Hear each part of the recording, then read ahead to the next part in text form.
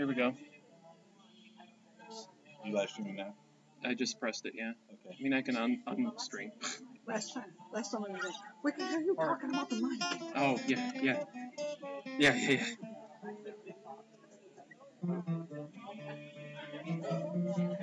I made an executive decision. It's like a 30-second delay. So once it catches up to that.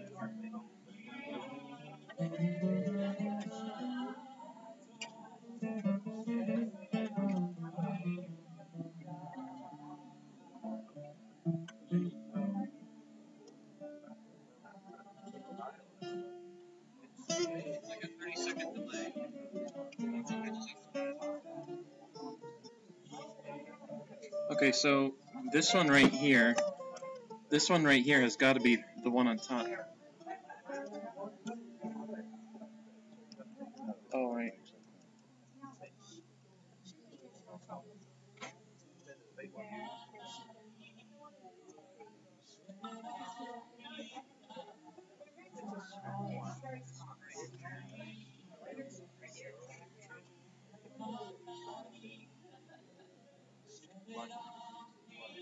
Okay.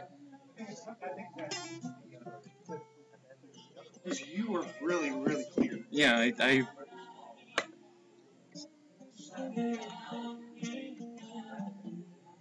Okay, I'm lost. I don't know what to press or not press or what to do. Well, Garrett, we've done it twice, so. Yeah, it just comes. Just turn one down. Just turn. Okay, that was down before.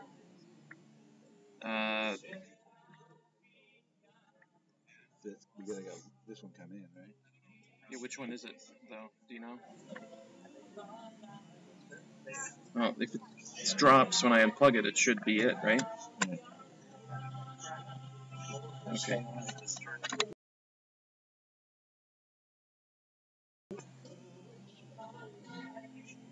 I really don't know what to do. I know, I get a little lost myself. See, it's not very clearly labeled. Well, if it's an input from... Yeah, when you unplug it, didn't do anything. Wait a second. Now it changed. Wait.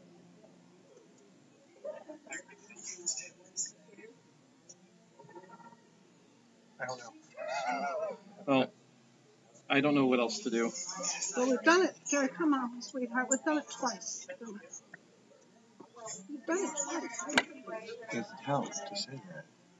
Well, can we just not do it this week and figure it out next week? Sure. You can still hear. I mean, you can still hear other stuff. The problem is the people sitting next to the mic have to be aware that you are what is being heard.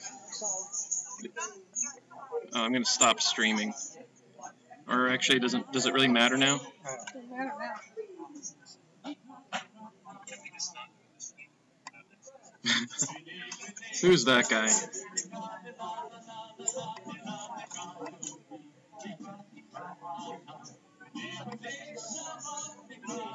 Still coming through? Why can you hear me more than other people? Because you're right here. You're right here. Alright, I guess. Yeah, that makes sense. Somewhere we have to find the input. That's what's. Yeah. Still coming through. Why can you hear me more than other people? You have to go to settings. Go to settings. Go to audio settings. Put on audio input. See, it has audio device. Okay, yeah. you don't want default. Speakers? No. Okay, that's the output. So we need the input. So microphone. There we go. So these microphones, auxiliary device, desktop microphone. I don't know what that one is. The last one. I don't. No, live cam. There it is. Live cam. No, right. That's what you want. So click on the live cam. Desktop microphone. And just put it to all of it. Alright, yeah. And then third. I don't know how they, okay. And then tap on it. And I'll confirm.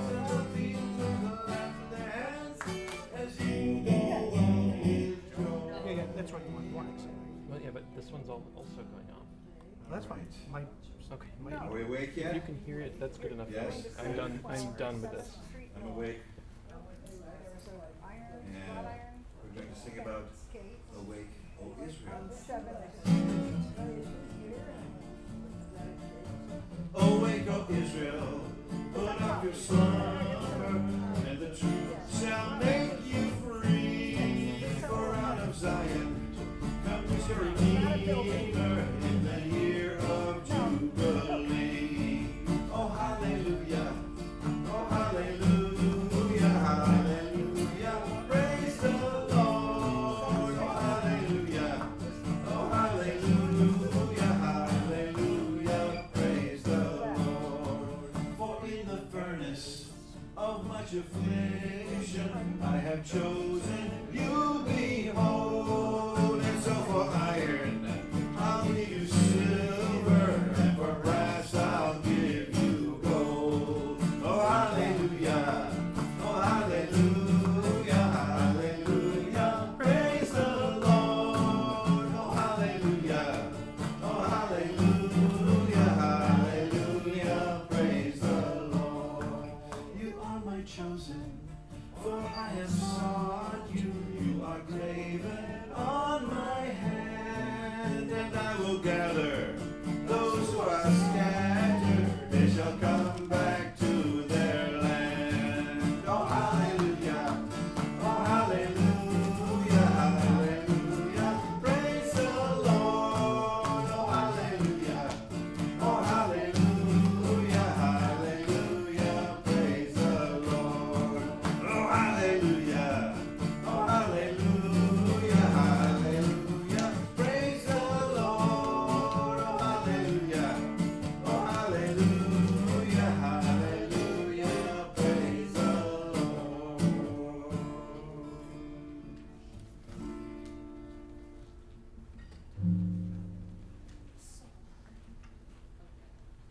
Page. Turn the page at the same time. Hold on.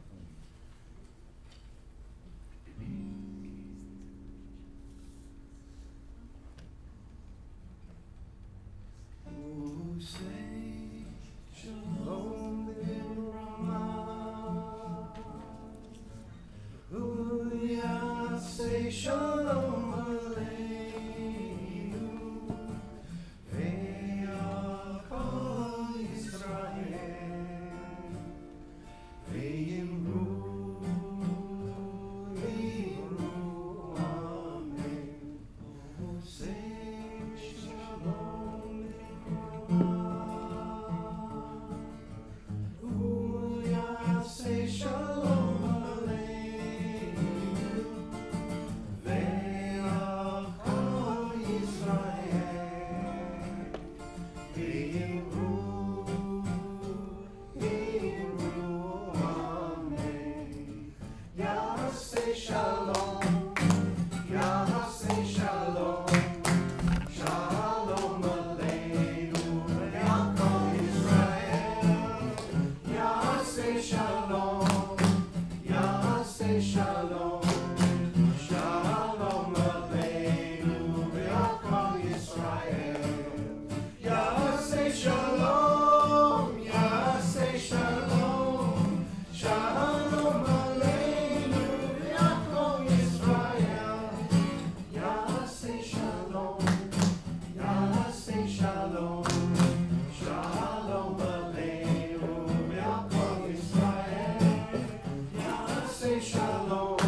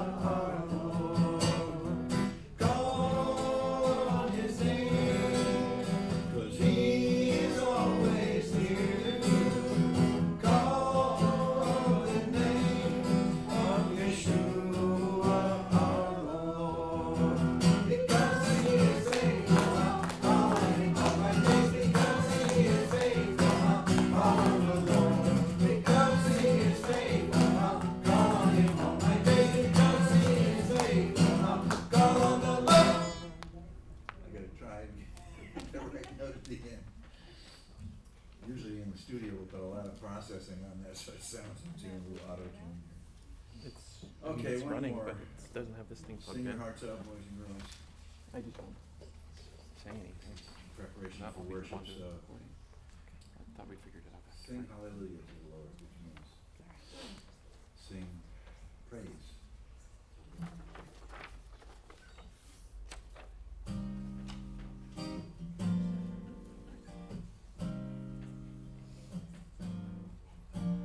Sing hallelujah to the Lord. Sing hallelujah to the Lord. Sing hallelujah. Sing hallelujah. Sing hallelujah to the Yeshua is coming back again. Yeshua is coming back again. Yeshua is coming. Yeshua is coming.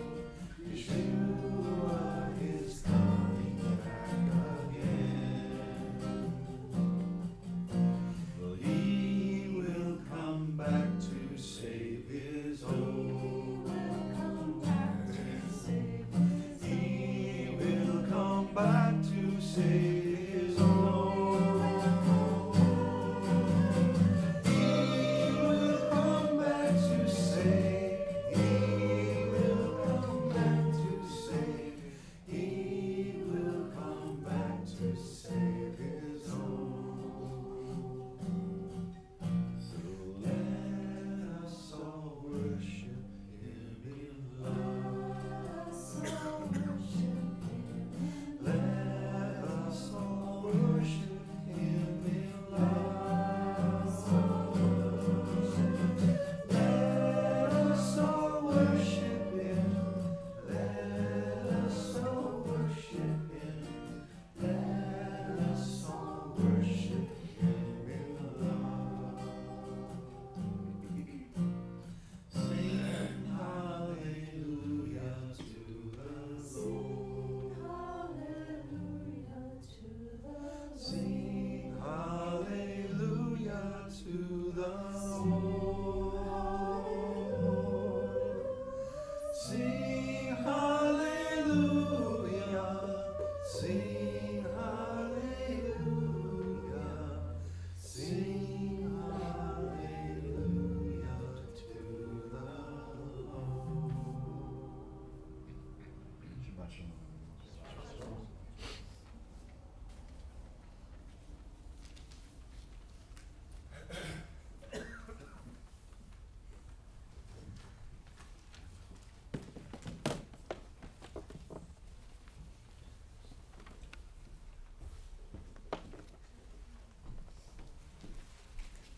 Good evening, Shabbat Shalom. Shabbat shalom. Hi. Oh, there we are. Hi, how you doing? Oh, look, I matched my necklace. You meant to do this. No, I didn't. Well, it's good to see you all. Spring has sprung. I'm very happy about that. I really enjoy springtime in Florida. Except maybe with not so many visitors. I don't know. Let's see. That's okay. We need the tax money, don't we? There we go. All right. So, what big announcement? We have new big announcements. Yay! Okay. Most importantly, next week, one of the major Jewish, not the major Jewish holidays, but a really fun, important Jewish holiday is next week. You can look on this brightly colored thing here. At 6 p.m. it will be a potluck dinner and a Purim play. This, every year there's something, a different Purim play with a different theme and different character, but it's the same background story. And so this year it is Dial M for Mordecai. Mordecai. Yeah. Oh, yes. And you'll hear that dramatic noise that they're made every time the name Mordecai is spoken morning. Oh, because it's scary and spooky and you don't know what's going to happen at the end. Except you do. Not right. Or you think you do. Let's see if you get it right. Okay, also, this is also a new announcement on the back of the brightly colored thing is planning for Passover.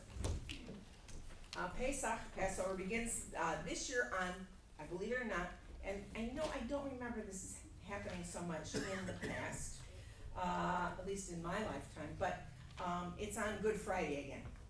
So the first night, the first Seder, which is usually the most important Seder of the week, is going to be that Friday night, and consequently we will not have services that Friday, April 19th, Good Friday. Please mark your calendar. You may come here, but it will be closed and locked and dark, Lord willing.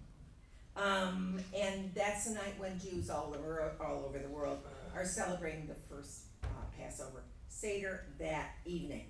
As in the past, it's usually you don't want to go for Passover by yourself. That does not work. That is not going to make it. So if you're afraid you don't have anybody to join in with at Passover, you'd like to have some kind of a family gathering at a home, I would talk to people, because I'm sure people would be happy to have such adorable people like you in their houses. No, that's true.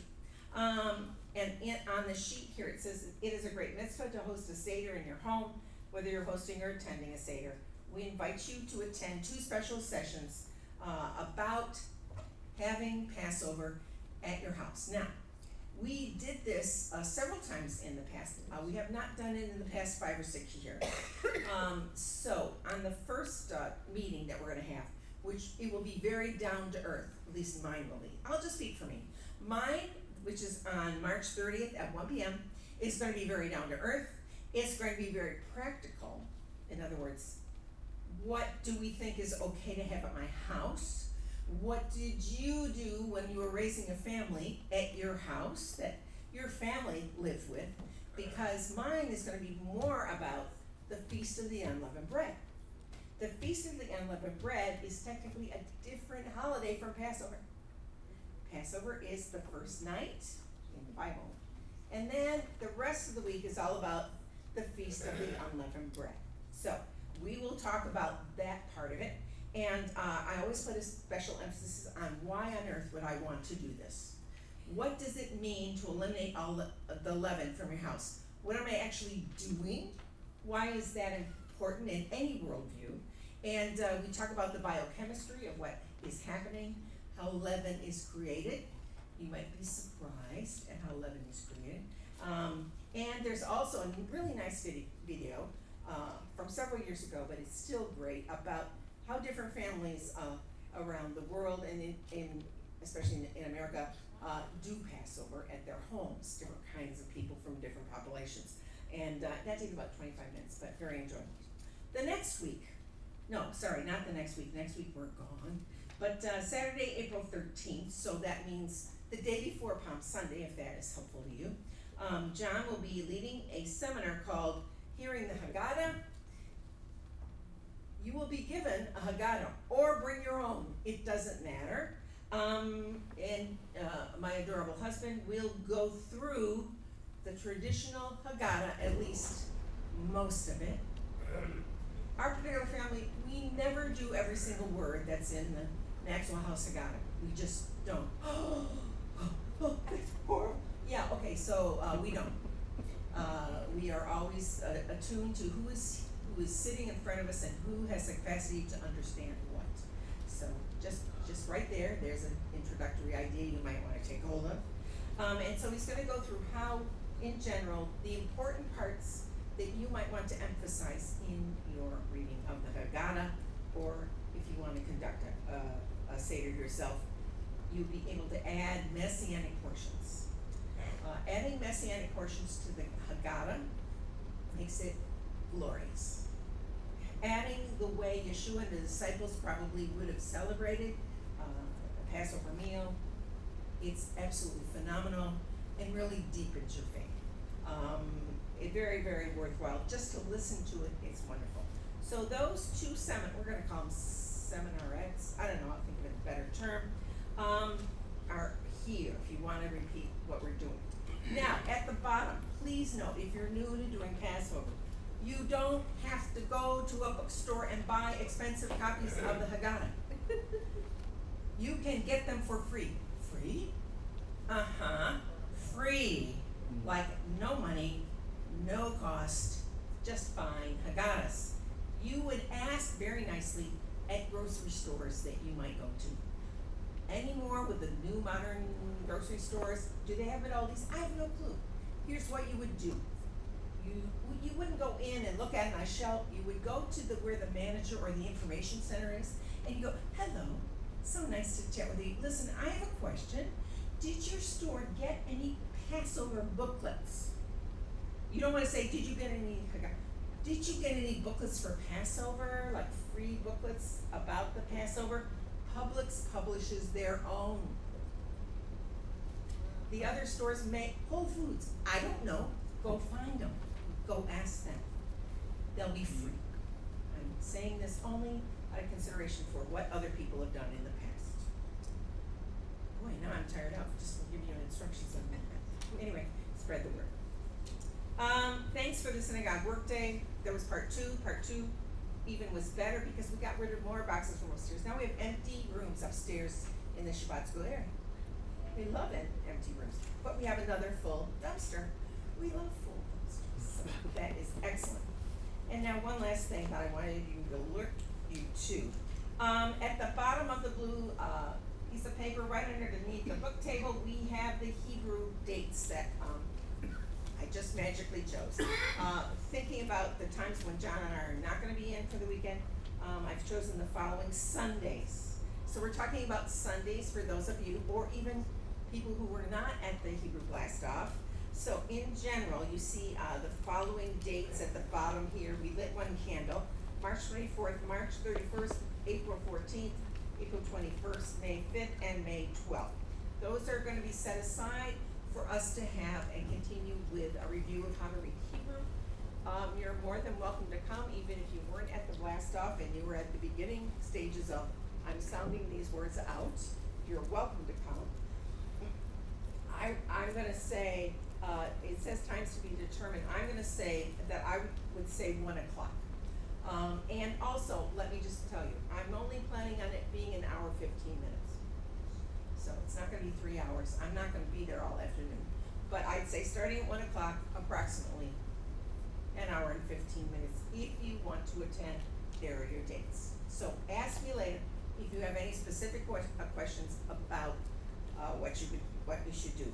We will provide, I'm going to provide the materials for you that you can take home with you after every class that we can read through their whole class. Once we get further on and a bunch of you want to continue, then we might talk about getting a book. Does that make sense to everybody? As I said, I'm tired now, and so I'm going to go sit down. Thank you for coming tonight. Don't forget the blue boxes in the back. We appreciate seeing all your smiling faces, or even not so smiling faces. Hopefully we'll make them smile before the evening is out. It's a privilege to worship on Shabbat along with the rest of the Jewish world tonight. We're glorifying, we're celebrating the God of Abraham, Isaac, and Jacob. And he does not need our worship, but we need to worship him. Thanks for coming tonight. Shabbat Shalom.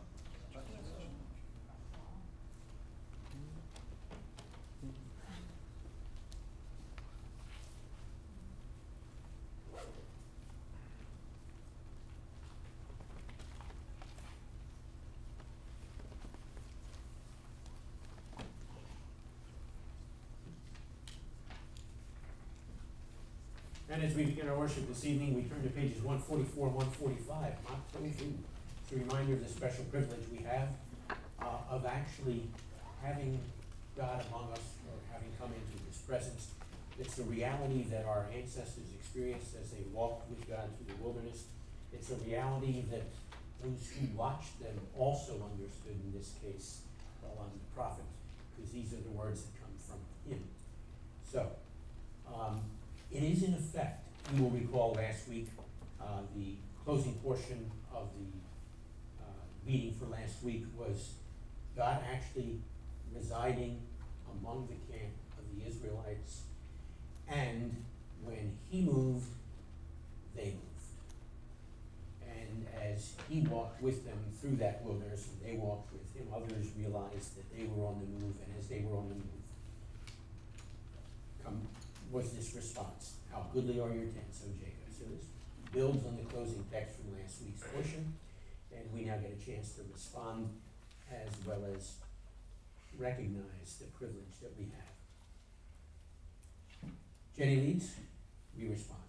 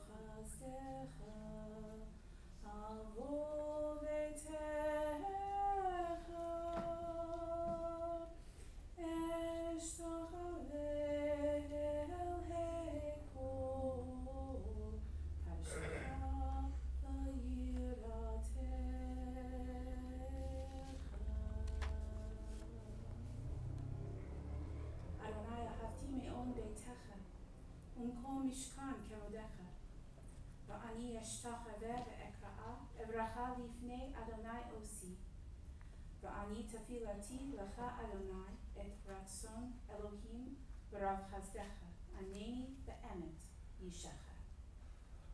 How goodly are your tents, O Jacob, your dwelling places, O Israel. O Lord, through your abounding faithful love, I come into your house, and reverently I worship you in your holy sanctuary. I love being in your house, the place where your glory resides. Here I bow down to worship you, my Lord and Maker.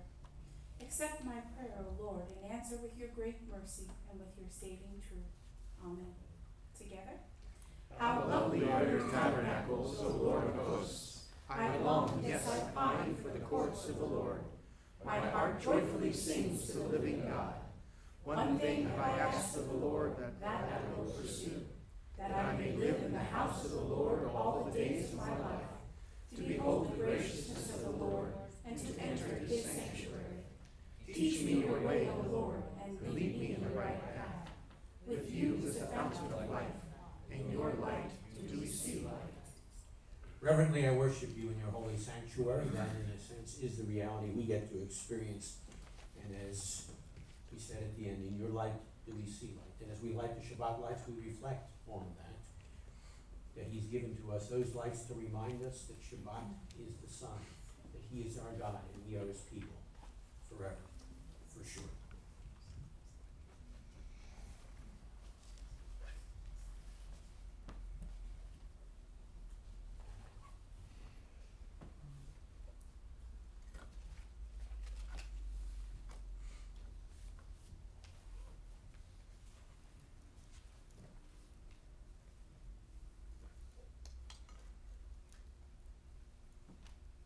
Baruch atah Adonai Eloheinu melech haolam, asher kidshanu b'mitzvotov, v'tzivanu l'hadlik ner shel Shabbat.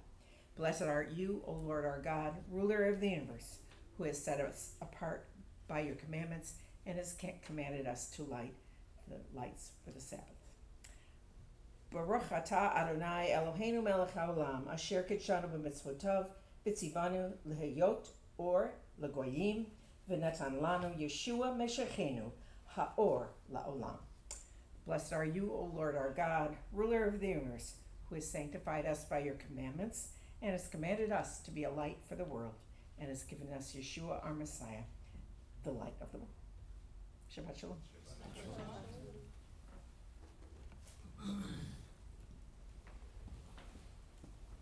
Our Tehillah, the Brit Hashah portion this evening is pages 136 and 137 on the bottom of those pages. It is a reminder, using the words of our daily prayers, that God has in fact fulfilled what he had promised. As the text says, and he has come and has redeemed his people, having raised up a horn of salvation for us in the house of the servant David. Those words come directly from paragraphs 14 and 15 in the daily Amidah, the prayers that we offer to him. He has answered those prayers, and we now respond on those pages. But notice there's a purpose behind all this, and that is to enable us to serve him without fear, in holiness and righteousness before him all our days. There's a purpose to what he has done, and we respond in gratitude as we now join together on the bottom page 136 and 137. I'll read you in the opening couple lines of the Hebrew text.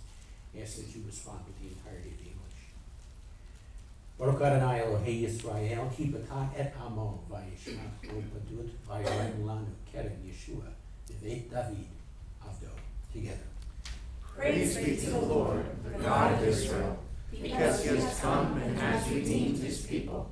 He has raised up a horn of salvation for us in the house of his servant David, as he said through his holy prophets of long ago. Salvation from our enemies and from the hand of all who hate us, to show mercy to our fathers and to remember his holy covenant, the oath he swore to our father Abraham, to rescue us from the hand of our enemies and to enable us to serve him without fear, in holiness and righteousness before him all our days. Having accomplished that, he sits in the place of highest authority, as Elohim Asher reminds us as we enter that throne room scene where he in fact sits. He is in fact the one who has come. Pages 40 and 41 shapes our response.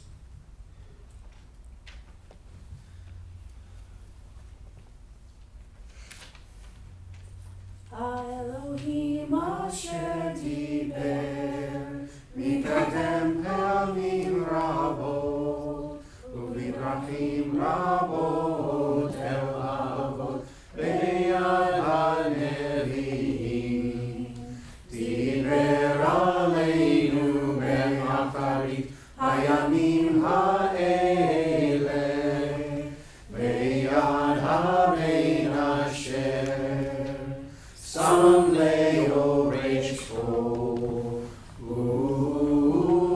Uyado, Gamasa et Haolamim, Uzohar Kevodo, B'Selem Atzmuto, V'Noseko B'Dvaro, Rav Hagvura,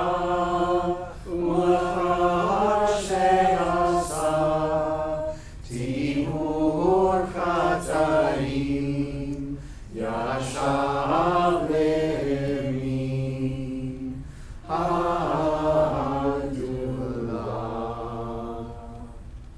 In the past, God spoke to our fathers through the prophets at many times in various ways. But now, in the end of days, he has spoken to us by the Messiah, his Son, whom he appointed the heir of all things, and through whom he made the universe. The Son is the full radiance of God's glory, and the flawless manifestation of his reality. He sustains all things by his powerful word. After he made atonement for sins, he sat down in the place of authority, beside the majesty in heaven. True and firm, established and lasting, bright and faithful, loved and treasured, desired and pleasant, feared and mighty, ordered and acceptable, good and beautiful is this word to us forever and ever. Our Tehillah Habrikasha portion reminded us that he has come and has redeemed his people in fulfillment of their prayers. Elohim Asher reminds us that he is the one who has come. And now as we join in pages 156 and 157 for Sephardi Kaddish, we're reminded that he is the one who will yet return. You know, we're at the yard site of a person who was dearly loved as part of the Or Chadash family. And as that is in fact the case, those of you who have met or got to know Judy Twardzik, we invite you as part of her extended family to stand, as is the custom, in remembering those who've gone before. If you did not meet her, that's okay. You'll get to meet her sometime soon. But in the meantime, we respond now on pages 156 and 157.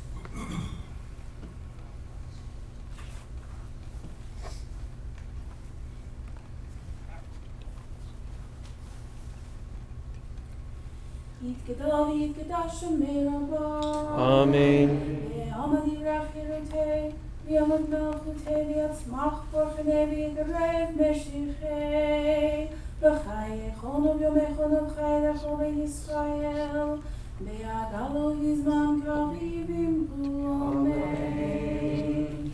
Yehi Shmei Rabba Mevorah Le'olam Olam Me'olmaya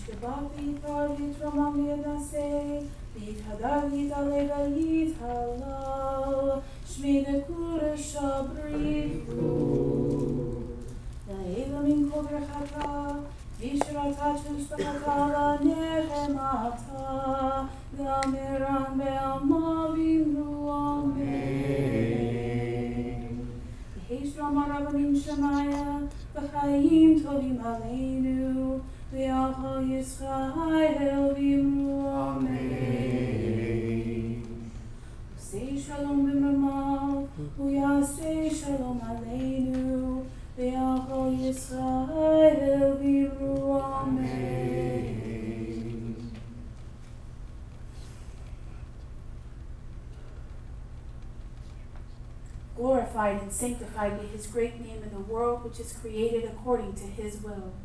May he bring about the reign of his kingdom and cause his salvation to sprout and bring near his Messiah in your lifetime and in your days, and in the life of all the house of Israel speedily, yes, soon, and let us say, Amen.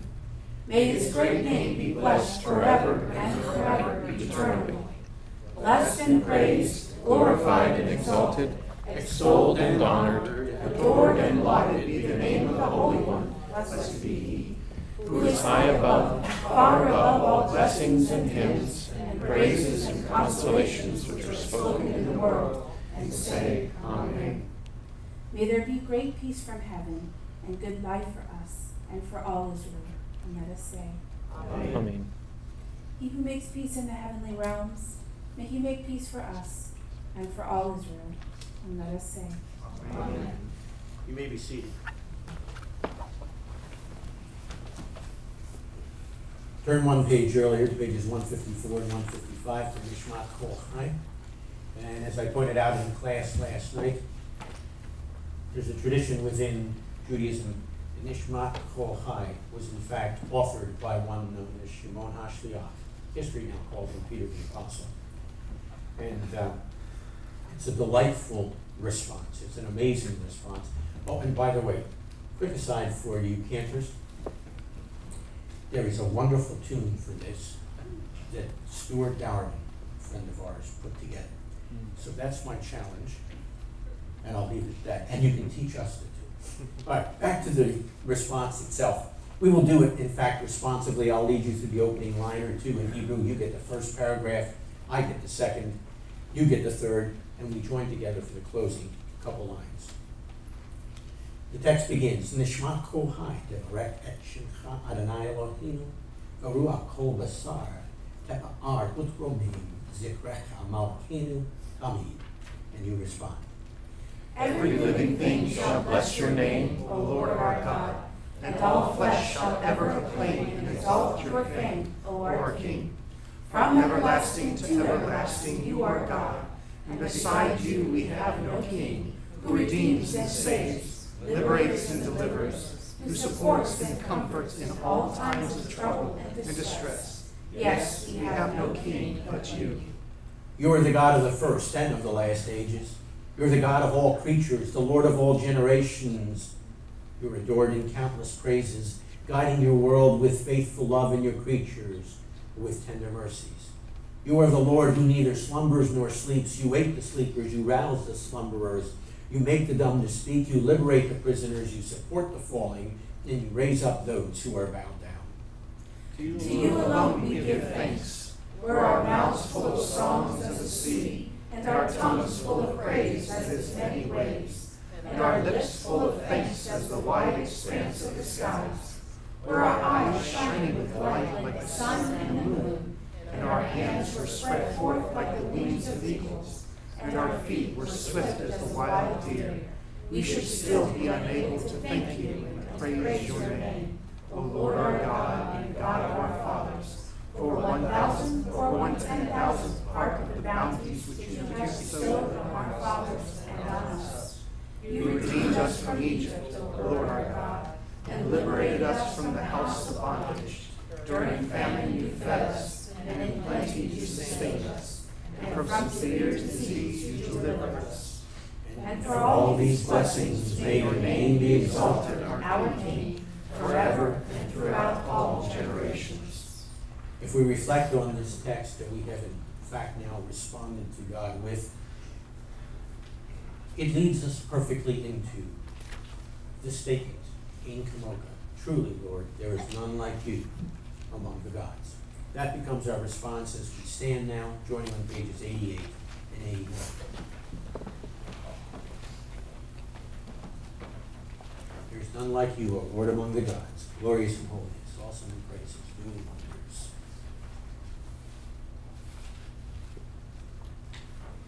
In Kamocha Elohim Adonai,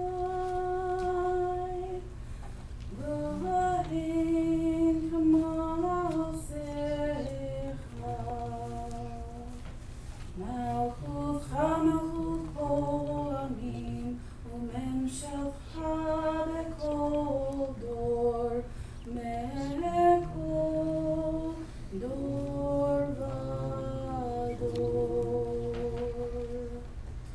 Adonai Melech, Adonai Malach, Adonai Imelok Leolam Vaed, Adonai Oz Le'amo Yitain, Adonai Yivarech et Amo V'Shalom. There is none like you among the gods, my Lord, and there is nothing that compares to your deeds. Your kingdom is a kingdom that endures for all eternity, and your sovereignty extends throughout all generations. The Lord reigns, the Lord has reigned, the Lord shall reign throughout eternity. The Lord will bless his people with peace. Your sovereignty extends throughout all generations. It needs to extend through each and every one of our lives, throughout the whole of our lives. And we affirm that it will now on pages 34 and 30 through 39 as we turn towards Jerusalem, the direction of the ark, and we use those words there to make our affirmation of commitment to our God. Pages 34 to 39.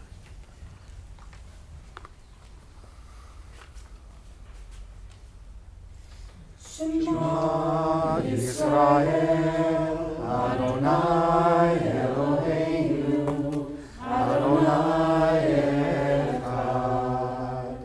Baruch Shem, Kevod Malachuto, Leolam Ha'ed. Ve'ahavta et Adonai Elohecha, B'kol dvarcha, U'kol nafshecha, U'kol me'otecha.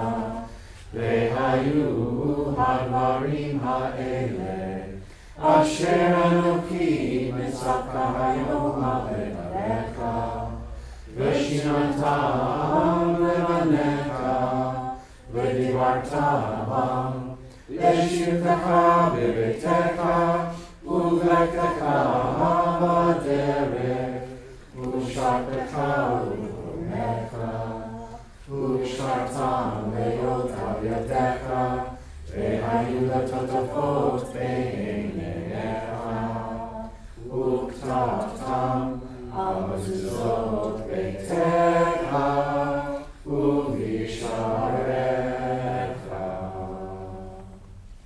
Hear, O Israel, the Lord is our God, the Lord alone. Blessed be he whose glorious kingdom is eternal. Love the Lord your God with all your heart, and with all your life, and with all your strength. These commandments that I give you today are to be on your hearts. Impress them on your children. Talk about them when you sit at home and when you walk along the road, when you lie down and when you get up.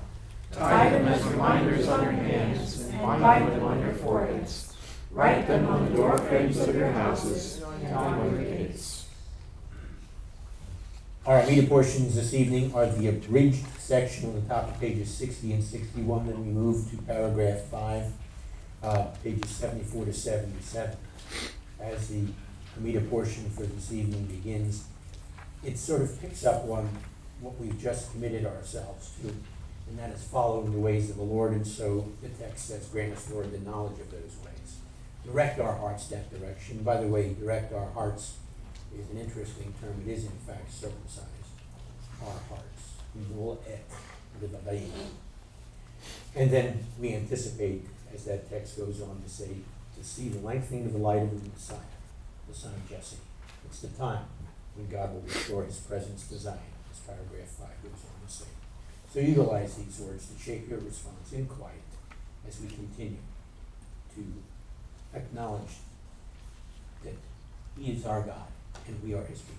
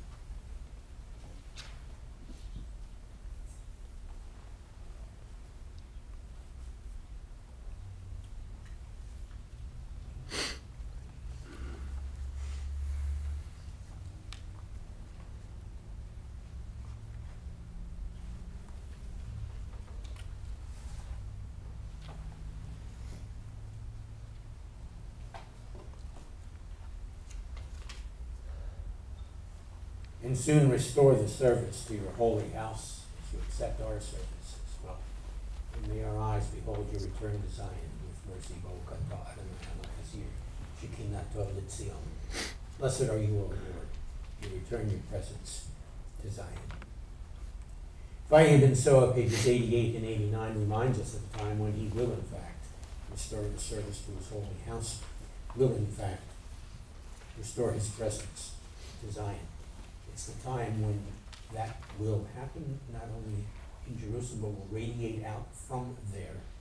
It's the time when from Zion will go forth the Torah and the word of the Lord out of Jerusalem, and will in fact impact all peoples of the world. Pages 88 and 89 is our response. Vayikra so.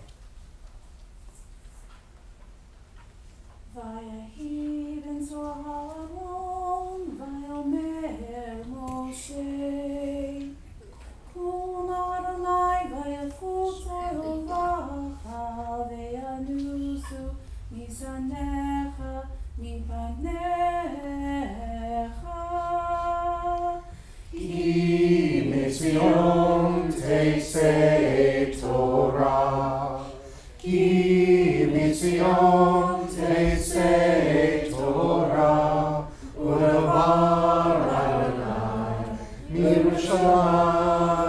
Adonai, Baruch Shenatan Torah Torah, Baruch Shenatan Torah Torah, Le'amo Yisrael, B'Kedushato.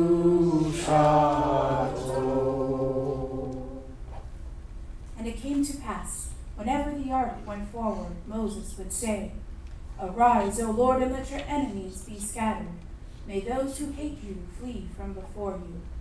For from Zion shall go forth the Torah, and the word of the Lord out of Jerusalem. Blessed be he who gave the Torah to his people Israel.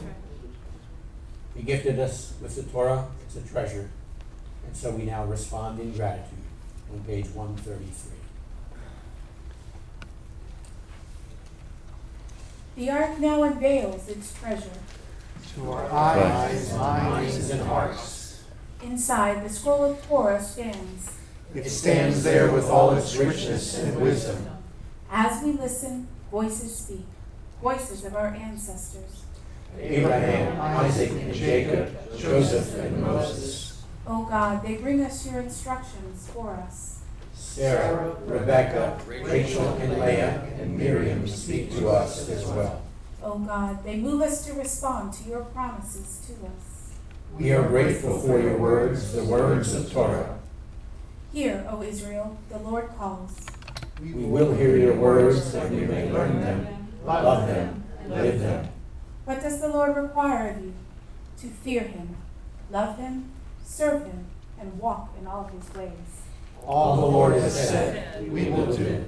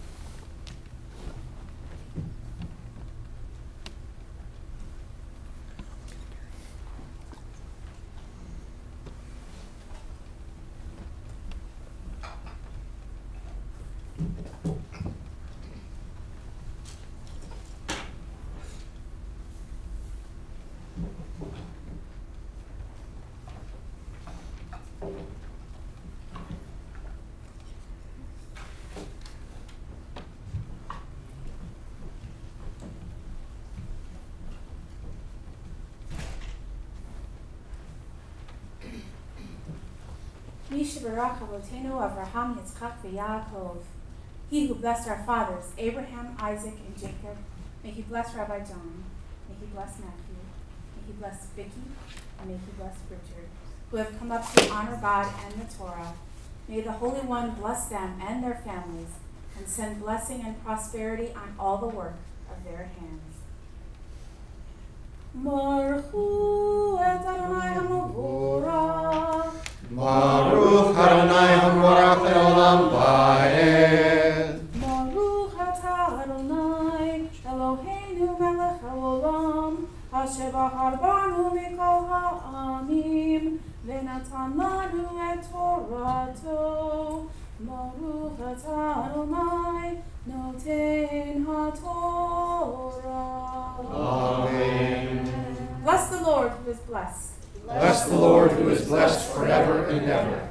Blessed are you, Lord our God, ruler of the universe, who has chose us from all peoples and gave to us the Torah. Blessed are you, Lord, giver of the Torah.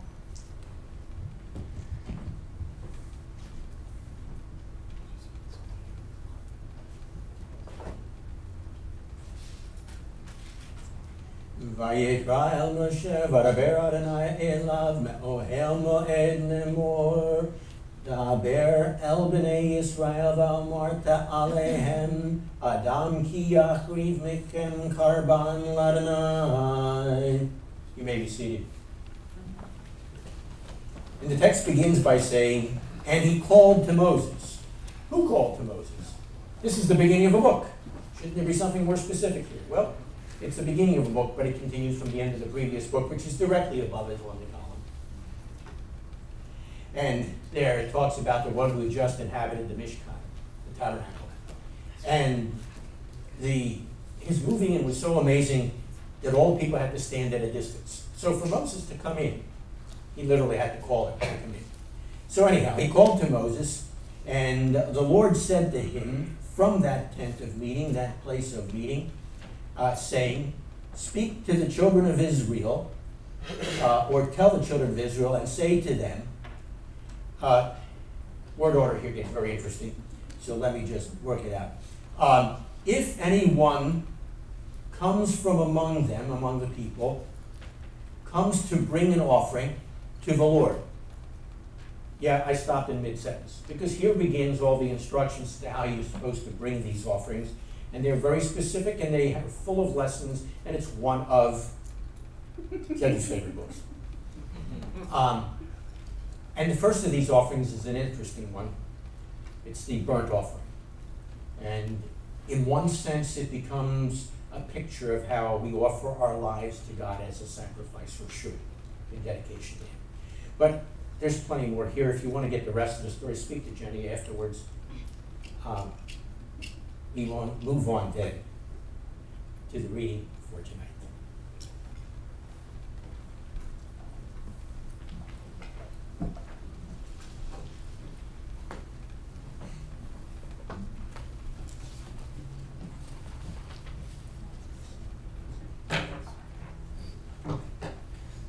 Adonai called to Moshe and spoke to him from the tent of meeting. He said, speak to the people of Israel and say to them, when any of you brings an offering to Adonai, you may bring your animal offering either from the herd or from the flock. If his offering is a burnt offering from the herd, he must offer a male without defect. He is to bring it to the entrance of the tent of meeting so that it can be accepted by Adonai. He is to lay his hand upon the head of the burnt offering, and it will be accepted on his behalf to make atonement for him.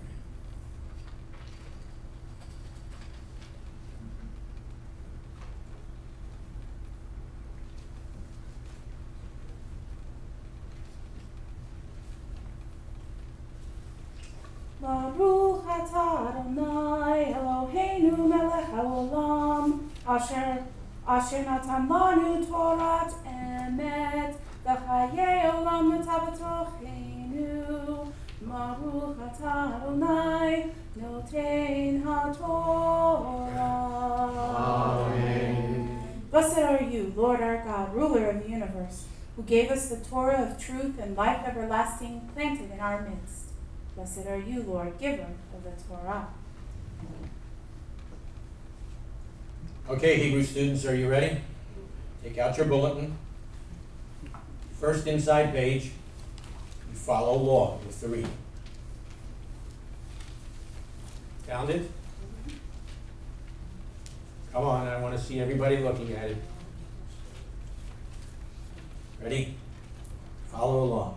Vayikra al Moshe Vadaber Adonai Elav Me'ohel Mo'ed Lemor Daber el Bnei Yisrael V'amarta Alehem Adam ki yakriv Mikem Karban Ladonai. Were you able to follow? Great. And you'll be able to follow even better when you continue with the Hebrew course. Now you will notice it says Vadaber Adonai Elav. God spoke to Moses. We acknowledge that now as our ancestors did when we first received these words, as we stand, as it were, standing before him yet again at Sinai, and we respond, these are the words you've given to us through the hand of Moses. So please rise, respond on pages 98 and 99 with the Zohar Torah. That's the acknowledgement that they made and that we now make as well. If you need a transliteration, it's page 95. And pretty soon none of you will need a transliteration.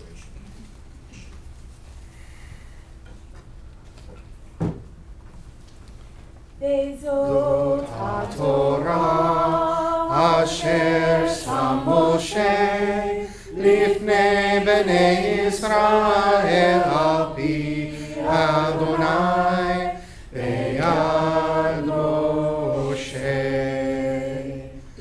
This is the Torah which Moses placed before the children of Israel. It is in accord with the Lord's command by the hand of Moses.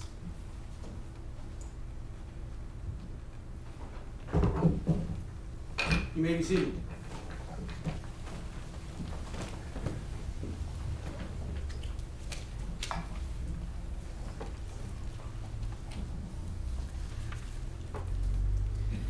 I'll be reading from Ephesians chapter 5. So pay close attention to how you conduct yourselves. Live wisely, not foolishly. Make the most of every opportunity because these are evil times. Therefore, don't be foolish, but understand what the Lord wants. And don't get drunk on wine, which can make you lose control of yourself. Instead, let the Spirit of God fill you continually. In this way, speak and sing psalms, hymns, and sacred songs among yourselves, making music from your heart to the Lord. As followers of the Lord Yeshua, the Messiah, always thank God the Father for everything. Also, subordinate yourselves to each other out of reverence for Messiah.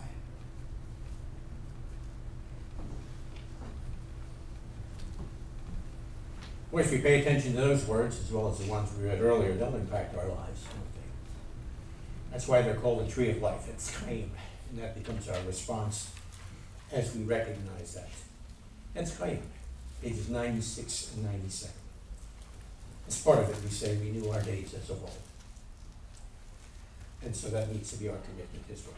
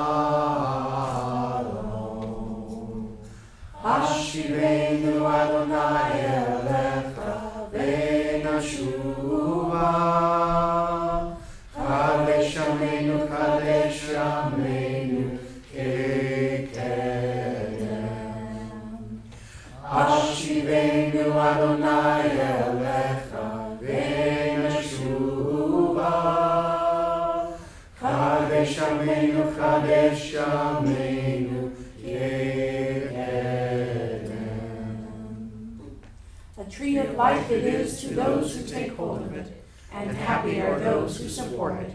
Its ways are ways of pleasantness, and all its paths are peace. Turn us, Lord, to you, and let us return. Renew our days as of old.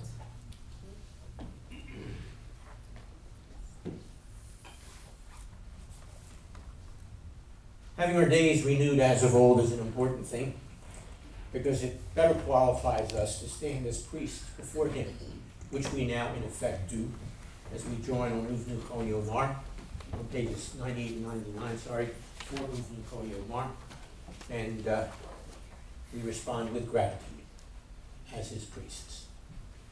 Better prepared to serve in that function.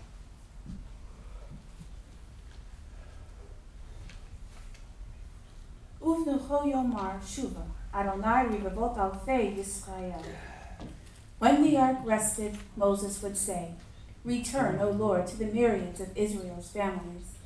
Arise, O Lord, to your resting place, you and your mighty ark. Clothe your priests with righteousness. May those who experience your faithful love shout for joy. For the sake of your servant David, don't delay the return of your Messiah. Ba'avor David Avdecha. Al teshev penei mishachecha. Ki lakach tov natati lachem. Torati al ta'azovu. I give you good instruction. Do not forsake my Torah.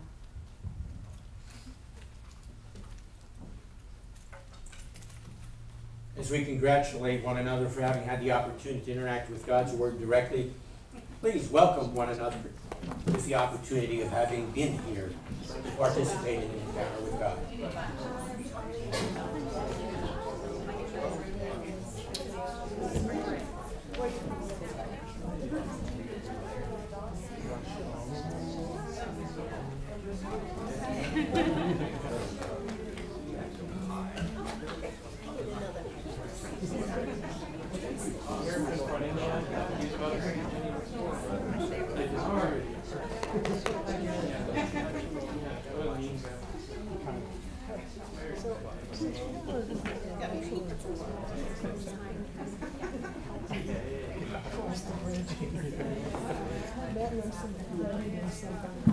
I can feel it.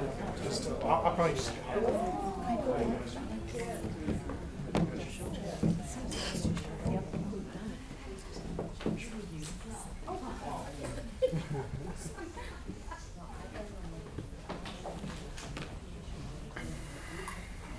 Okay. Enough fun and games.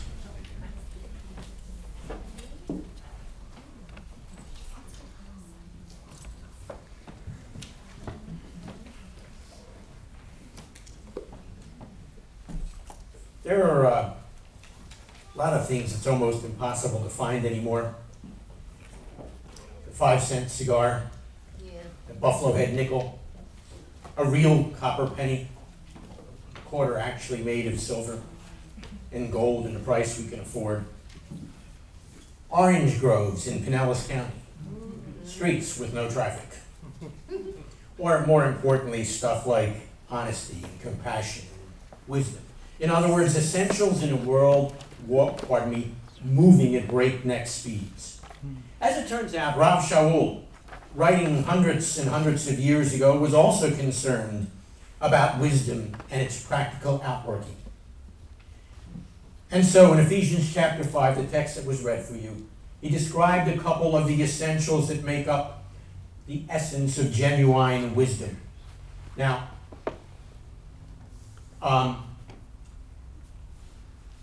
for a while I've been promising to get back to Ephesians. We left off, gosh, we could have had a baby in the meantime while we left off. And then I guess it was sort of prompted that it's time to move back when one of our alternate Haftarah portions from last week was the text from Ezekiel 36. I will place my spirit within you, cause you to walk according, or enable you to walk according to my guidelines. And I thought, okay, God, that's the hint, it's time to get back. And although we looked at Ephesians 5 before, the reason we returned there is it is foundational for all that follows. So I thought we'd go back and take a look at Ephesians 5, so that it sets us up for the rest of what follows in the book of Ephesians. And because it's an absolute strategic passage. Anyhow, in this text, the rabbi describes a couple of essentials that make up the essence of genuine wisdom. And if we incorporate these essentials into our lives, we will be better equipped and better able to cope with the circumstances around us and the uncertainties, perhaps, of our own lives. Also, this significantly is the second leg or side of the transformation triangle that is found in this letter. Second leg, saturated by the Spirit. At which point you should be saying, okay, I know it was a long time ago, but I don't remember the first leg. So the first leg is, and we will get to the third leg in a week or two. The first leg is integrating the implications of our identification with Yeshua. This one is saturated by the Spirit. As I said, we'll get to the third one in due time. Now, the essentials making up the essence of genuine wisdom that Rav Shaul describes here are basically twofold. You see it in the outline. Be careful and be controlled. Be careful has to do with alertness. Be controlled has to do with availability. Well, let's explore these more fully. And so we start with verses 15 to 17. Be careful. You've got the translation in front of you in the insert, so you can follow along there. Being careful has to do with alertness. And it involves a number of things. But I want you to notice right at the outset that there's a stress in these first couple verses. In fact, twice in the first 3 verses, you've got a stress on and repetition of the word wisdom, or a related word or a synonym. Wisdom. Look, sometimes we get the wrong concept of what wisdom is all about. Wisdom in this context, which is a Jewish context, which is a rabbi speaking, in having written what is called a responsum, how should we put it? A letter addressing situations in a particular locale that may have, where the people of that locale may have in fact asked him for some advice. We call that responsa literature. It's a rabbinic kind of literature. This is a responsa. That's the singular in case you haven't figured that out. If you haven't still figured it out, talk to me afterwards. We'll work it out. Anyhow, where was I? Let's talk about this response. Oh, wisdom. Wisdom isn't a head full of knowledge. Wisdom is as it is in Proverbs and as it is understood in Judaism. It has to do with stuff that you put into action. Right? It has to do with the way in which you live. So, being careful, related to wisdom, involves, first of all, verse 15, a constant pursuit, as you see in the outline. Some translations have as this text begins to be careful, to watch out, to pay attention. And then the rabbi adds the word very to this. In other words, pay real close attention, is what he's saying here. That means that he's talking about a constant conscientious effort. I'll say that too fast. But to do what, one may ask? Well, as he goes on in this text, it's to live or to walk wisely. Our alternate Pew Bible translates it act. Yeah, that gets to it. Our Pew Bible talks about it as conduct your life in this fashion. It has to do with a concept that we have in Judaism called halacha, from halach, which means walk. Halach has to do with the way in which we walk or conduct our lives. And as the verse is set up, it has to do with what we might call a continual process. In other words, it's ongoing, it's continuous, and it is in fact a process which implies that there is change and progress going on or that should go on. And he says this requires attention, it requires effort, because it's dangerous, I submit, not watching where you are walking or putting your feet. Two illustrations. I will never forget this. Well, actually, I'll never forget either. So, I'm walking along with in middle school with a kid that was walking with me, and we're talking away, and he's not watching where he's walking, and suddenly, down a manhole. It's dangerous not to watch where you're walking. On the other hand, I had a personal experience of this as well, on frequent occasions. In the home in which I grew up, as you come shooting out from the living room, there's a very short hallway, and right around the corner is my bedroom, mine and my brother's. So, here I go. I come rushing around, out of the living room, make the bed, right into my bedroom. The door was closed. Face plant. Face full of splinters. That wasn't the only time I did this. Why? Because I wasn't watching where I was walking, where I was putting my feet. So, it requires attention and effort. Now, this term for walk or live is repeated from before, and therefore that tells us it's important. Beginning in the previous chapter, or at the beginning of the previous chapter, the rabbi had told us to walk in a way that's appropriate to our calling. What is our calling?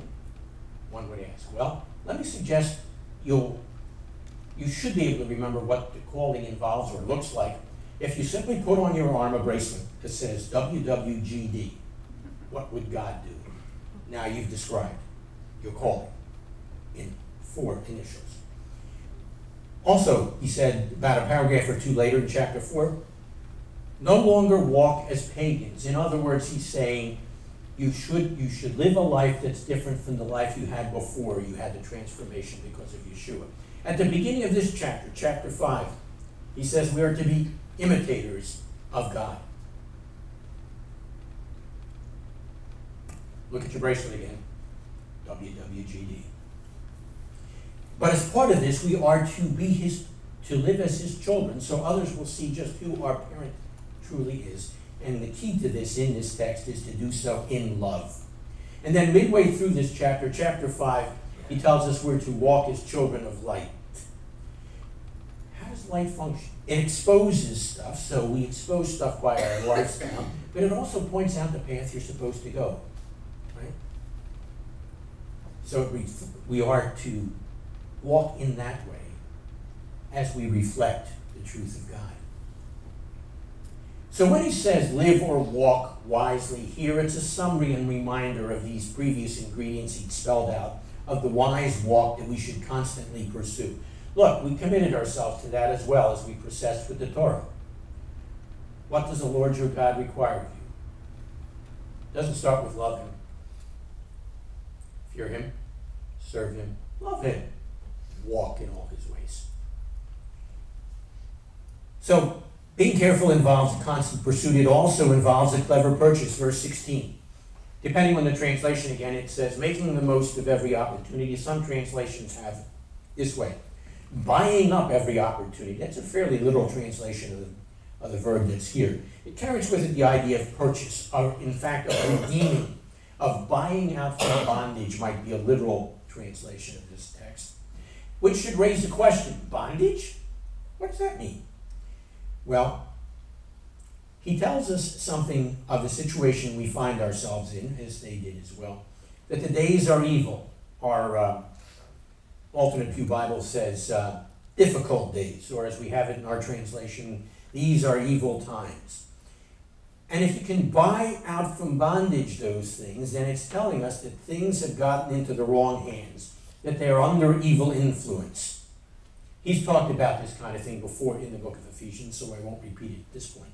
But here's what we need to take out of this. That means, therefore, we are capable, in some degree, of transformation. We can ransom things from misuse. We can claim them for their best use. In other words, we can be a force for good in the middle of evil. We can, in effect tikkun olam, some repairing and healing of the world, which is one of our prime objectives coming from Judaism. How do we do this? We should ask. Well, by this clever purchase. In other words, making the most of every opportunity to live wisely, to live in the way that he's already spelled out. Taking advantage of every chance to reflect God and his purposes in what you do and say. That has to do with proper priorities. It has to do with concrete commitment. And by the way, since it is a purchase, it may cost something. So we need to be aware of that as well. And that brings us to the third thing that's involved here, and that's clear perception. And here he repeats the challenge. He says, don't be dumb, get smart. Hence the title of the drush. And if you want to have some reflection on where that title comes from, feel free to reflect on that after the service. But yes, get smart. How? Well, he says by knowing God's will, by understanding what God wants. Knowing God's will, how do we know God's will? There are all kinds of ways people think that they can get to know God's will. I'm waiting for a voice from God. I'm waiting for someone to come up to me and say, the Lord has given me a word for you. And there are some people who are, perhaps call them super spiritual, who say, I know. This is God's word. This is how he speaks. Let me find out what he has to say to me. Okay, here we go. And he's telling me in the word of Adonai came to me. Good. Human being, make Yerushalayim realize how disgusting her practices are. Oh, that's Ezekiel. That's while they're in captivity. Maybe that wasn't addressed to me, but was addressed to Ezekiel as you go on. All right, that's not the way to find out what God has to say. You're getting closer, but that's not the way.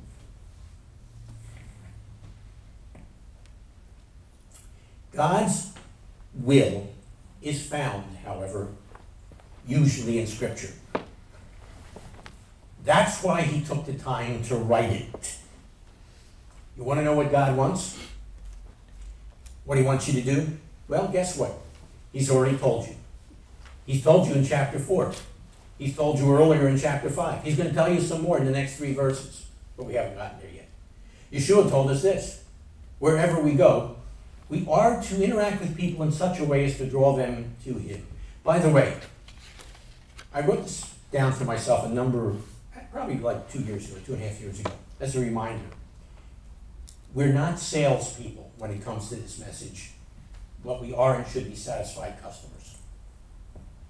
And if we approach things that way, then we'll be able to follow that instruction from Yeshua.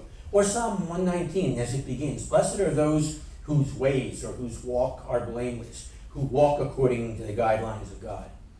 Now remember that our portion for this evening began in Leviticus with a burnt offering, which as I suggested to you then, is a picture of how we dedicate our lives to God or surrender our lives to God. Well, that's what the rabbi was drawing on in Romans 12 and verse 2 when he said, present yourselves a living sacrifice to God.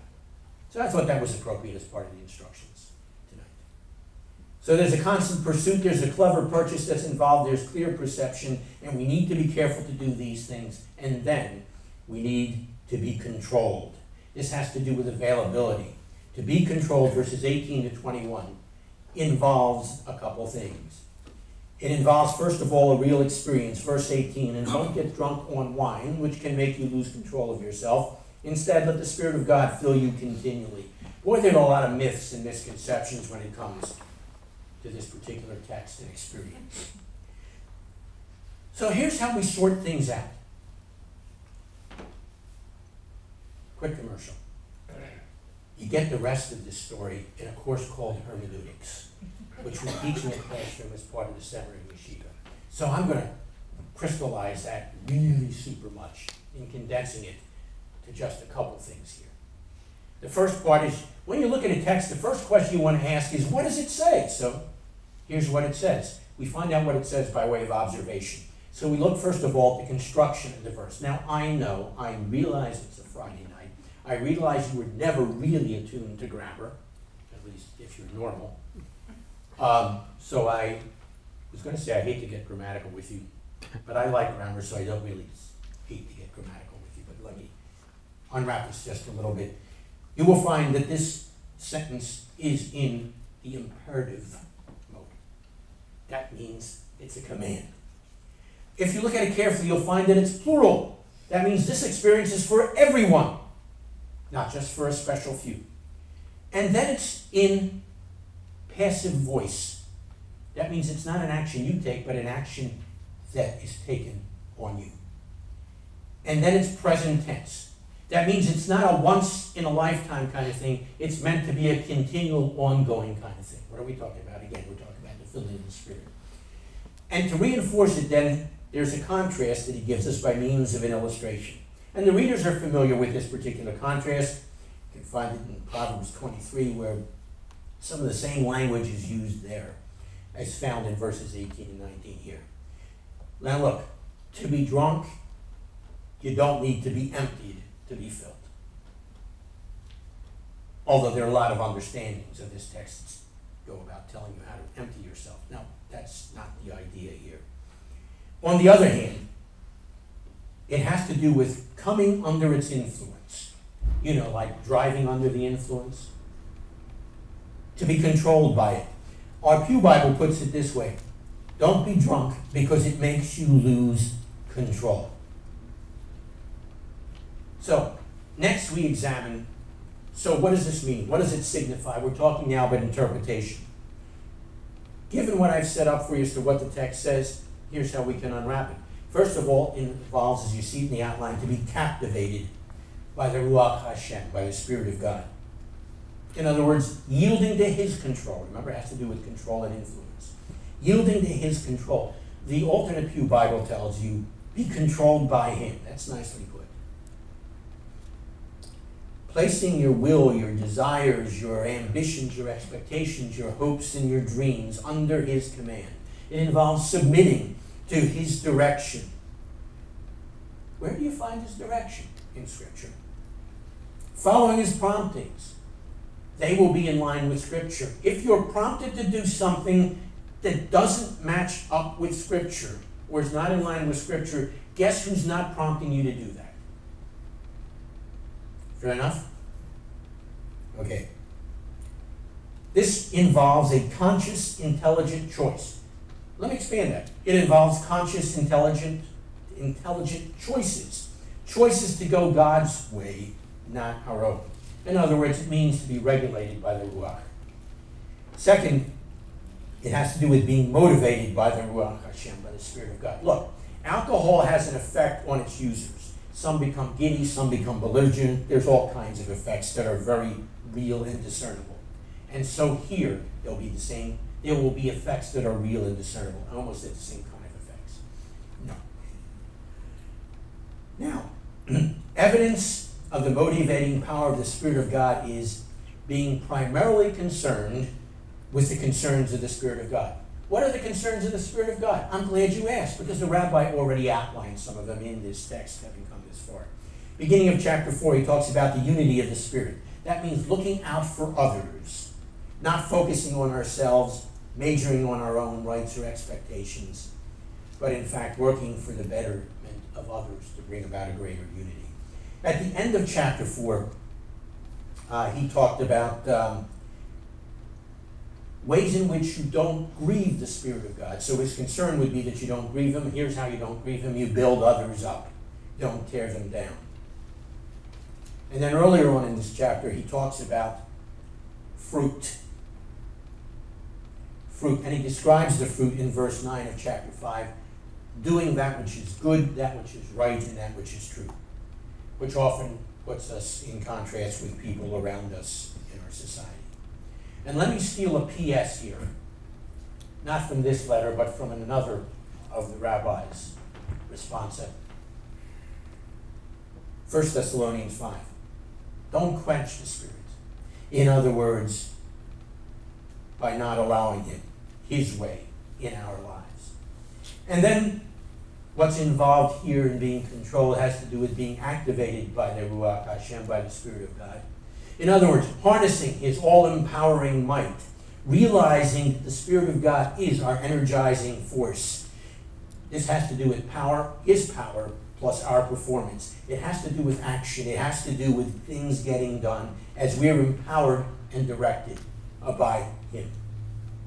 We have examples of this in the book of Acts. But for that, you need to come to the Thursday night course. Yes, that was a commercial that just floated right past you. This has to do with availability plus faith. In other words, I say consciously, or I make myself, I say consciously, Spirit, I'm available for you to work. And then I consciously count on him to work his life out, or work his way out through my life. Fourth, cultivated by the Spirit of God. This has to do with character building, with fruit producing, hence I use the term cultivate. It's allowing the Spirit of God to produce in your life the stuff that's called the fruit of the Spirit in Galatians chapter 5, like love, joy, peace, and half a dozen others, but you'll look that up later in Galatians 5. And then fifthly, it has to do with being saturated by the Spirit of God. How do we get saturated by the Spirit of God? Not the way most people think.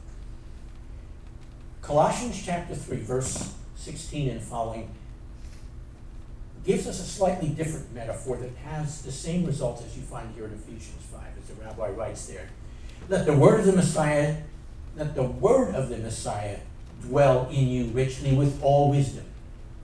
Remember wisdom? That's part of what we're talking about. So it has to do with being informed by the scriptures. So, as our alternate Q Bible puts it, here's what we're talking about. Let your fullness be that which comes through the Spirit of God and his work in you. There it is. It's like the wind filling the sail. It provides the power to go forward, and depending on how you aim the sail, it also helps as far as direction. And I'm sure Richard will correct me if I got something wrong in that analogy. So, be captivated, be motivated, be activated, be cultivated, be saturated by the Spirit of God. And this will enable and energize a wise walk and a transformed life.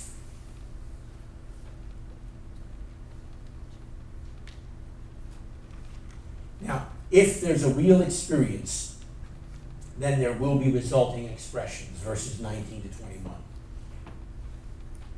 And what you have here are, in effect, indicators of being filled. How this filling is to be demonstrated or evidenced or expressed. And the construction makes this very clear that that's what's going on. There's no break between verses 18 and 19. Verse 19 tells us how verse 18 looks on the ground. In other words, it provides us with a checklist. And notice on this checklist in verses 19 to 21, no tongues, no spectacular gifts, no miracles or signs and wonders, no special effects. It's simply what you have listed in verses 19 to 21. So let's look at that. First of all, it has to do with constructive conversation. Verse 19. In this way, he says, speak and sing psalms, hymns, and sacred songs among yourselves, making music from your heart to the Lord. Notice how positive all of that is. Hymns and psalms and spiritual songs have to do with praise, have to do with joy, have to do with edifying stuff or building up stuff, have to do with music and singing, but it's mainly directed toward God. By the way, not just at services, but everywhere. Not just, we'll call it externally, but internally as well. It's not negative. It's not constantly criticizing whether it's people or ideas or organizations or accomplishments or the lack of stuff of such. It's not tearing down people or belittling them or attacking them or lashing out at them. It's not grumbling. It's not complaining. All of that kind of stuff is out of the question. He'd said as much in the previous chapter as he concluded it when he said, don't grieve the Spirit of God. You do this how? By getting rid of all bitterness and anger and rage, and not letting any unwholesome talk come out of your mouths, but only what is helpful for building others up according to their needs, that it may benefit those who listen. That's what's in view here. So, what it challenges us to do, so to speak, because all of that negative stuff is out of the question, it challenges us to check out our usual conversation. Which is it? Which is it? And please take note at this point that cheerfulness in speech and outlook are in fact both in view here. Hence the phrase, in your heart. Speech and outlook. And then next, verse 20 has to do with constant commendation. That's part of what these resulting experiences should look like. Constant commendation. We're talking here about thankfulness. We're talking here about gratitude. And notice he says always. Yeah, always like this. And then not only that, he says always for everything. For everything? You've got to be kidding me. No, I'm not. No, he's not kidding, so I guess I'm not kidding. Always for everything. Look, we have a means by which we are prompted to do this or respond in this way. It is, in fact, what we call the brachot. We've talked about this in previous weeks. They are reminders that in each and every situation as we walk through life, there's an opportunity to say to God, thank you, to see God's hand at work in our lives and in the lives of others. It's the means by which ordinary things become extraordinary experiences or encounters with God. And then he says, do this in the name of. In the name of, sure. You know, that's a phrase that's thrown around all kinds of ways and in all kinds of places. What does it mean to do something in the name of someone else? Well, in this particular culture, at this particular time that he's speaking, it means to act as his representatives or as his followers. That involves realizing our part in God's purpose, and it's realizing that we are part of God's family. And then verse 21, the last of the indicators that is mentioned here, has to do with submit. Not really a popular term in this age of freedom. But submit, properly understood, the way in which it's used at that time period, had to do with duly constituted order. So now note this very carefully here, and this is important. That means the Spirit of God expresses himself in order. The rabbi said at the end of 1 Corinthians 14, everything is to be done in an orderly fashion not disarray, not confusion, not formlessness, not spontaneity, not outbursts or outbreaks which parade for freedom, but order. That's how the Spirit expresses himself. Submit. Interesting term. It has to do with submitting to those people who are over you. It also has to do with submitting to each other. Not directing or overseeing the affairs of others, but serving them. In other words, as our translation has it here, subordinate yourselves one to another. The Semitic background here is very interesting to this term. It means to adjust to. It means to accommodate. It means to fit in with. Ouch. But yes, to adjust to accommodate, to fit in with one another. By the way, this sets up the rest of the book, the rest of his instructions, which is another reason why I decided to come back to this text. To get us set up with the rest of the chapters. And it has to do with the fear of doing this in the fear of Yeshua. That should be our motivating factor. In other words, reverence or respect. Or again, as our alternate Pew Bible says, to honor him.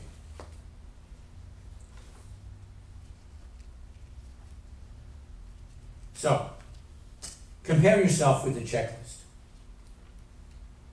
Do you have a real experience of becoming full of the Spirit of God? Which is, by the way, what enables us to walk wisely and live in full enjoyment of God's life and purpose in and through us. If you have, then it will express itself with constructive conversation, constant commendation, correct constitution, and a PS from another one of the responsa letters, Romans 8:4. Those who walk by the Spirit fulfill the righteous requirements of the Torah. So, have you had the real experience of becoming full of the Spirit of God? There are some indicators. If you haven't, get with it. It's a command. And by the way, it's transformative. It is also your choice. So, but not just for one time. As part of your daily, ordinary, extraordinary life. Take the next minute or so for a time of quiet reflection as to just exactly what you want to do in response to God's charge on your, or to you, concerning your life.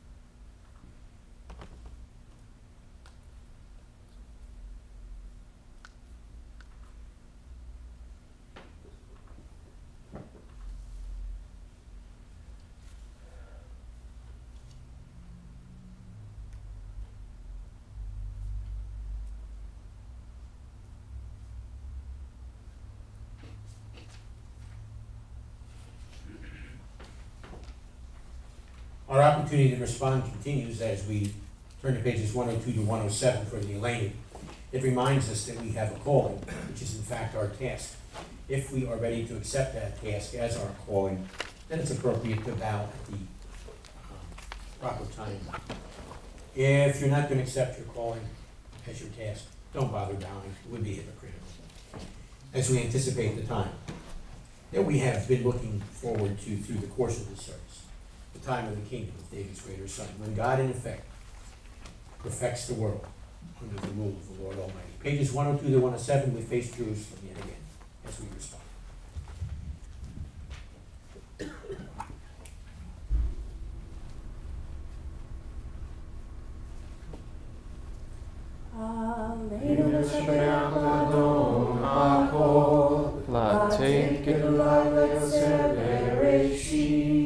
שלא סנו כגי הרצות, ולא שמנו כמשפחות האדמה, שלא סנקקנו כהם, וגורלנו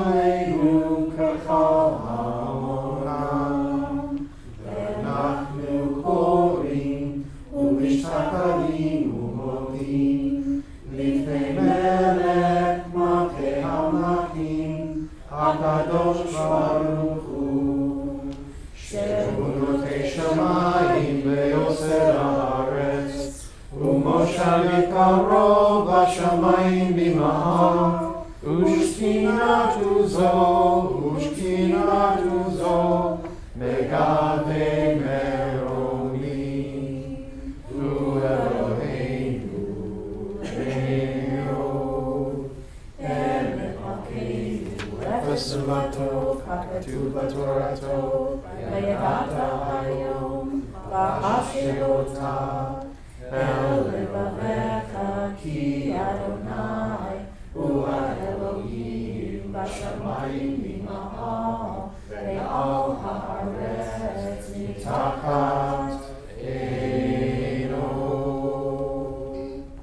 It is incumbent upon us to praise the Master of all, to exalt the Creator of the world, for He has made us distinct from the nations and unique among the families of the earth. Our destiny is not like theirs, our calling is our task. We bow down and acknowledge before the King of Kings that there is none like Him. For He stretched forth the heavens like a tent and established the earth. Truly there is none like our Lord and King. As the Torah says, you shall know this day and reflect in your heart that it is the Lord who is God in the heavens above, and on the earth beneath there is none else. We hope, O Lord our God, to soon behold your majestic glory, when all abominations shall be removed, and all false gods shall be attended. Then shall the world be perfected under the rule of the Lord Almighty, and all mankind shall call upon your name. For to you every knee must bow, and every tongue declare that you are God. Reign over us soon and forever. May the kingdom of David's greater Son be established forever. For then shall the words be fulfilled, the Lord shall be king forever. And the Lord shall be king over all the earth. On that day the Lord shall be one, and his name one. Hakatu b'Torah Adonai Yimro Le'olam Vayed V'ne'emar V'haya Adonai V'melech al kol haaretz V'yom hahu Yireh Adonai echad U'shmo